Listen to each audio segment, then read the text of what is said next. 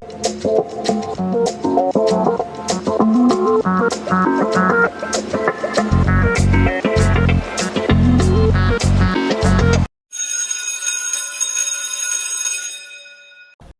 young people and children, how are you? I'm Professor Esmeralda. In this new video, we explore aquatic ecosystems. Let me tell you young people that aquatic ecosystems are places where water is the main component and where different species of plants and animals develop. There are two types of aquatic ecosystems: freshwater aquatic ecosystems and saltwater ecosystems. What are freshwater ecosystems? Let me tell you that freshwater ecosystems are those found in bodies of water with low salinity, that is, with little salt content. These ecosystems are fundamental to life on the planet, providing essential drinking water to a wide variety of aquatic life, fish, amphibians, and numerous species of aquatic plants in these environments. Additionally, these ecosystems are essential for agriculture, various industrial processes, and everyday human consumption needs. Let me mention some examples of freshwater ecosystem. These include the rivers, the lakes, and the lagoons that you can find across various landscapes, streams, etc. Let's get to know each young person in detail. Rivers. Rivers are bodies of fresh water flowing continuously from high to low elevations. The sandy or rocky riverbed serves as habitat for various aquatic plants like water hyacinths, algae, water ferns, and other flora. These waterways create essential ecosystems connecting highland and lowland regions through constant water movement. Some animals that you can commonly find in rivers include crayfish, catfish, trout, toads, freshwater shrimp, ducks, among many others. Did you know, young people and children, that the Nile River in Africa and the Amazon River in South America are considered the largest rivers on our great planet Earth? Let me tell you that the Nile River, one of the world's longest rivers, crosses several African countries such as Uganda, Sudan, South Sudan, Egypt, and Ethiopia to finally flow into the Mediterranean Sea after its long journey across the continent. Meanwhile, the Amazon River crosses countries such as Peru, Bolivia, Ecuador, Venezuela, Colombia, and Brazil to finally flow into the Atlantic Ocean. What are lakes? To tell you, young people and children, a lake is a body of fresh water surrounded by land that forms when water from rivers, rain, or melting snow accumulates in a specific area. The main types of lakes that we can find on our planet are diverse and fascinating. Tectonic lakes, these form when the Earth's crust syndicates and this depression slowly fills with water to form a lake. Volcanic lakes, these form in the craters of volcanoes. Glacial lakes are bodies of water formed by the gradual melting of glaciers. Artificial lakes, on the other hand, are created through various human activities such as dam construction and reservoir development. Across U.S. lakes, you'll find diverse aquatic plants like water lilies, rushes, reeds, and duckweed. These plants provide essential habitats and food sources in the lake ecosystem. Various animals make their homes in these freshwater environments, including dam-building beavers, swallows flying over the water, shoreline frogs, swimming trout, buzzing dragonflies, and occasionally flamingos. What are gaps? Young people and children. Lagoons are small, shallow bodies of water with less depth and surface area than lakes. In a lagoon ecosystem, there is a variety of aquatic plants. Water lilies, willows, green algae, tules, lagoon grasses, and various other aquatic plants can be found throughout the ecosystem. I'll mention some common animals you can find in the areas. Tilapia, lagoon turtles, seagulls, ducks, and various other aquatic creatures can be found throughout this diverse ecosystem. Lagoons can change in size and shape according to the seasons of the year. During rainy seasons, these wetlands can expand significantly, while in dry periods, they can shrink or even dry up completely, affecting the diverse wildlife that depends on them for survival. I'll mention another aquatic ecosystem like streams.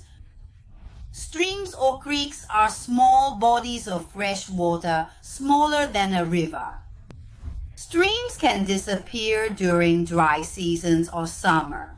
The soil in streams is usually rocky or sandy. Aquatic plants such as algae and mosses often grow along streams and can be found thriving in these flowing water environments. Along the banks, you can find a variety of plants such as rushes, ferns, and different types of shrubs growing abundantly. Various animals live in streams, including small fish, frogs, insects, minnows, and many others. I should tell you that streams play an important role in the water cycle. They filter rainwater before it reaches larger rivers or lakes, helping keep water clean and healthy for downstream ecosystems. This natural filtration process is an important environmental function. Now, for all the young people and children who already understand what freshwater ecosystems and their various types are, I'm going to explain what saltwater ecosystems, or what we call marine ecosystems, are all about. Let me tell you, young people, that saltwater ecosystems are those found in bodies of water with high salinity, meaning they contain a large amount of salt. These diverse ecosystems cover most of the surface of our planet, creating life.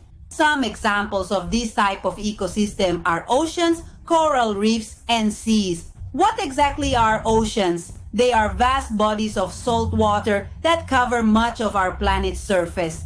I should tell you that oceans are large bodies of salt water that occupy approximately 70% of our planet's surface. Oceans are home to an incredible variety of life, ranging from small organisms like fish, jellyfish, and crustaceans, to large majestic animals like whales and sharks that roam the deep waters. Did you know that aquatic plants also grow in the oceans? To tell you that certain plants such as seaweeds and seagrasses commonly exist in the oceans. Algae form large underwater meadows that serve as food for animals. Thanks to marine plants and phytoplankton, the oceans produce a significant amount of oxygen vital for life. This oxygen is released into the water and then reaches the air. Approximately half of the oxygen we breathe comes from these tiny ocean organisms, which play a crucial role in the ecosystem. Did you know, young people, that the Pacific Ocean is the largest and deepest in the world? Let's now explore another fascinating type of saltwater ecosystem, coral reefs, which are home to diverse marine life. Coral reefs, young, are marine ecosystems formed by corals. These corals group together in large colonies that create extensive formations on the ocean floor.